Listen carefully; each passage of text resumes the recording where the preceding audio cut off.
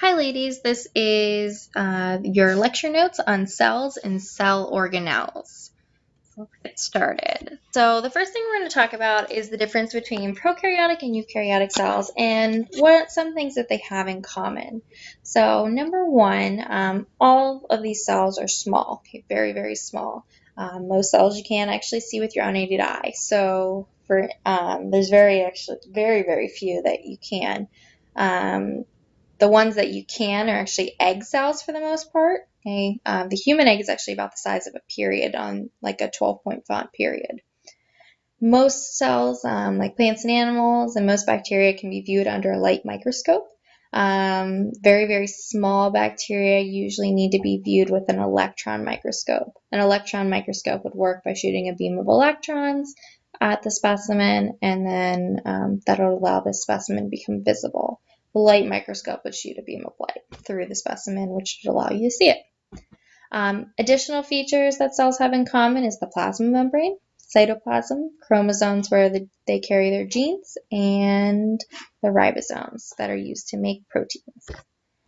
Prokaryotic cells are characterized by other features. For one, they actually have no nucleus. If you look at the name prokaryotic, pro meaning before, karyotic meaning nucleus.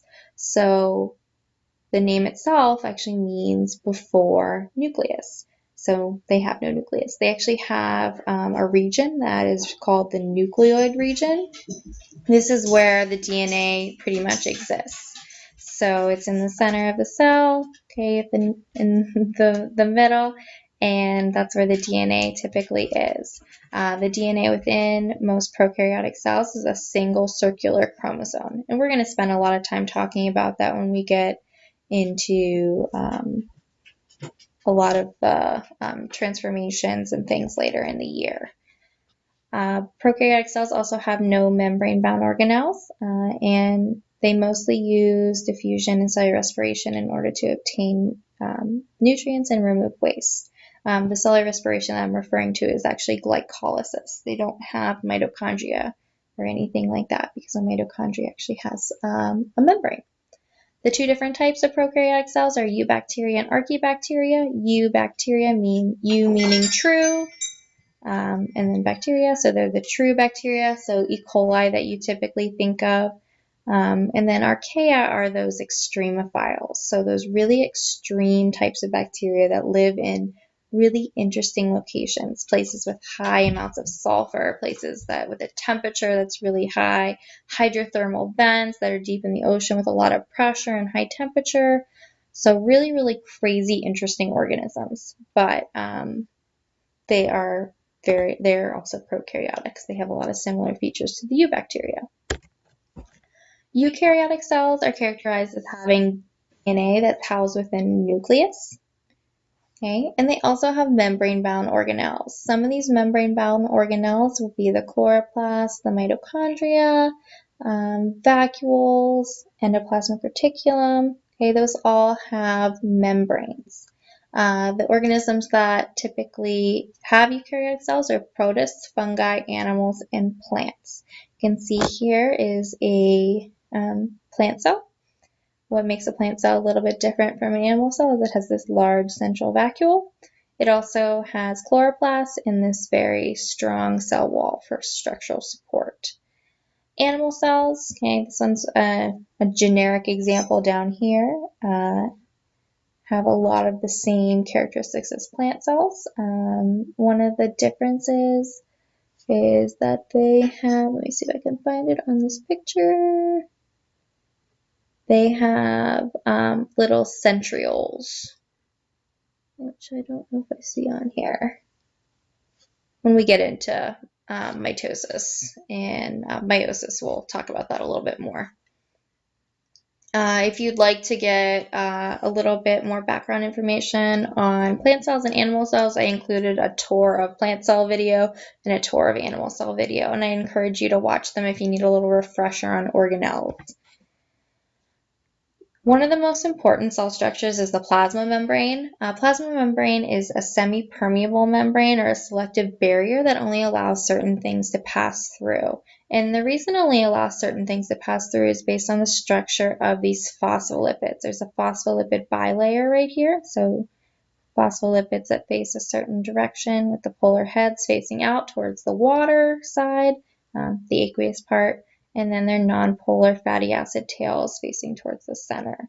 So only certain things are able to pass through. We're going to spend a lot of time talking about the cell membrane in the next chapter. Other organelles that you typically find in eukaryotic cells, okay, the nucleus, for example, okay, there's a membrane, and this membrane is there to regulate what can go in and out of the nucleus. Okay, the genetic information, the DNA, is housed inside the nucleus, and it's really important that it's protected. There's also, in the nucleolus, there's assembly of ribosomes. Ribosomes are where proteins are produced. They can be attached to the rough ER, or they can just be free floating in the cytoplasm.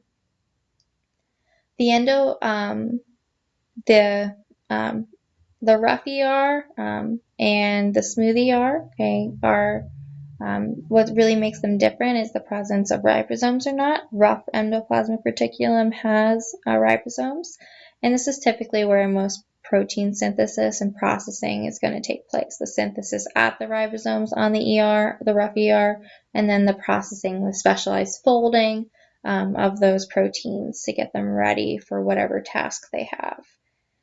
The Golgi is usually the next step in that process. Okay, additional protein processing, usually some type of tag, or the proteins that are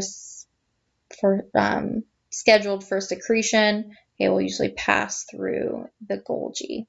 The smooth ER does some other synthesis, usually lipid synthesis. And then the last one you have are in this section of the lysosomes. These are basically the garbage men of the cell.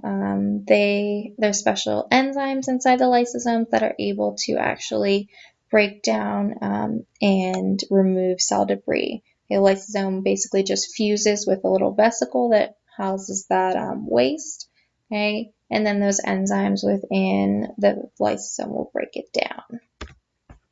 Other organelles, peroxisomes. Peroxisomes are where oxidation of fatty acids takes place, ethanol, possibly other components, and there's specialized enzymes there as well. We're going to talk about peroxidase whenever we do our enzyme lab a little bit more, so we'll get a little bit more information about peroxisomes very shortly. Vacuoles, basically just storage containers. They can store water, carbohydrates, all sorts of things. There's a very large central vacuole in plant cells in particular. Mitochondria have this very specialized membrane, it's a double membrane, which is really interesting. And this is the place where cellular respiration takes place, where ATP is produced that gives the cell energy. The chloroplast is where photosynthesis takes place. There's also a little bit of ATP production to aid in photosynthesis, and this is where the cell can make sugars. The cytoskeleton, basically if you break that down, cyto, cell, skeleton, so it's the skeleton of the cell.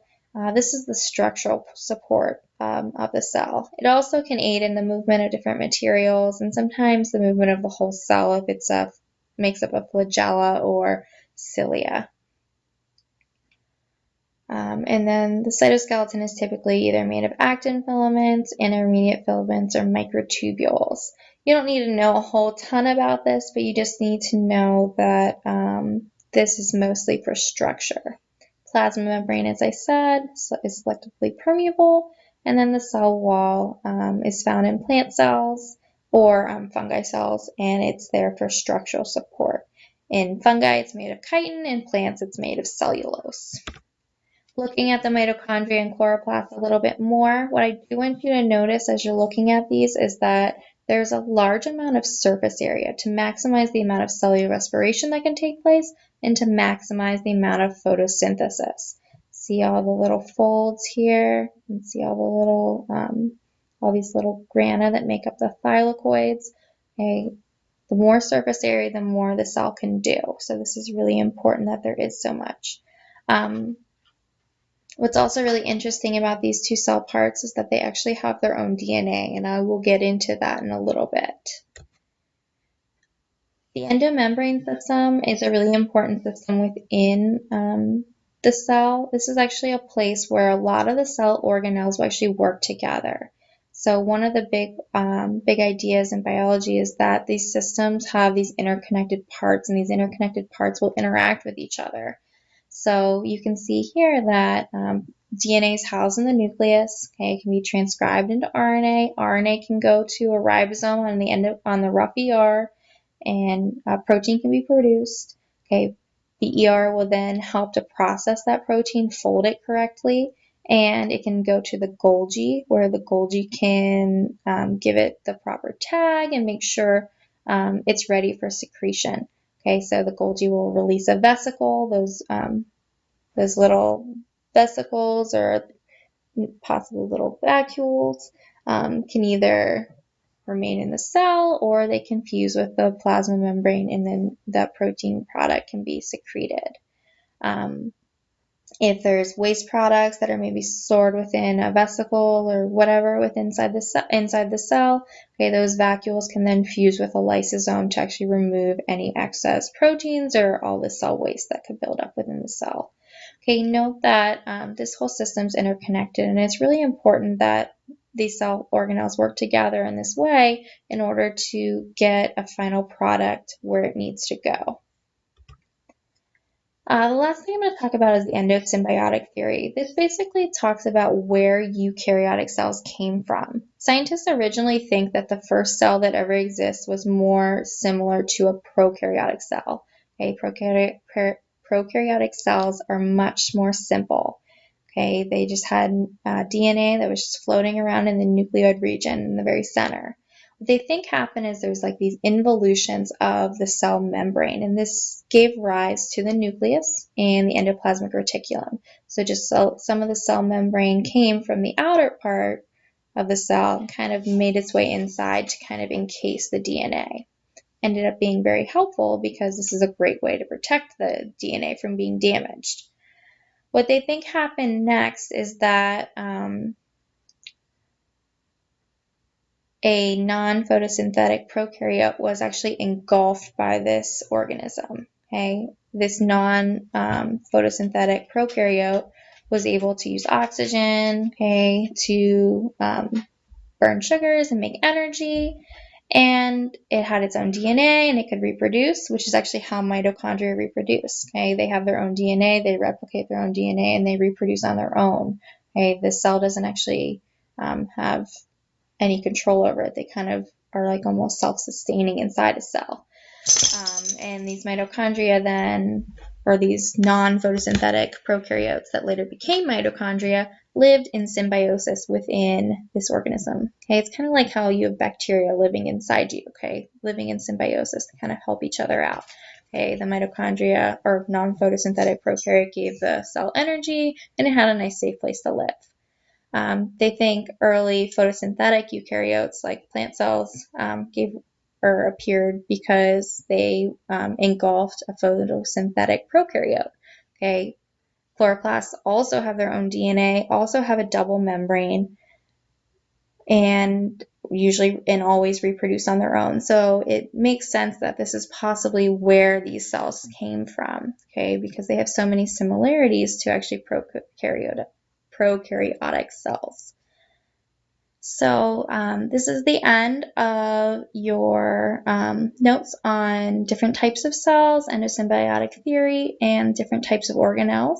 Please bring any questions you have with you to class, and we can talk about them then. Have a nice day, girls.